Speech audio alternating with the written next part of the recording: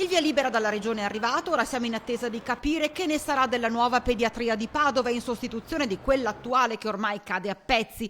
Un grido d'allarme che Rete Veneta lancia da mesi ascoltando le richieste dei genitori, dei bambini ricoverati, del personale medico e sanitario di eccellenza costretto a lavorare in condizioni disperate perché la struttura rasenta l'inagibilità in alcune aree, come ampiamente documentato nei nostri TG. Un importo di quasi 54 milioni di euro, come ricorderete, tutto pronto entro un paio d'anni. Il presidente Zaia parla di uno dei progetti più qualificanti dell'intera programmazione infrastrutturale sanitaria, ma finché non si vedono le ruspe resta tutto sulla carta. L'autorizzazione è che ci sia la conferenza dei servizi che dà l'ok definitivo.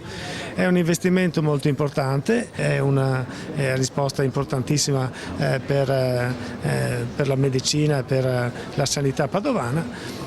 Fra 2 settimane inaugurano l'ospedale della mamma e del bambino a Verona, 100 milioni, questa è la differenza. E Verona è sempre in Veneto, ricordiamolo. Padova si sta accontentando di una struttura pediatrica totalmente inadeguata, cui solo ora si cerca di porre rimedio. Lo sappiamo da 20 anni, 20 anni di chiacchiere. Adesso serve immediatamente passare ai fatti.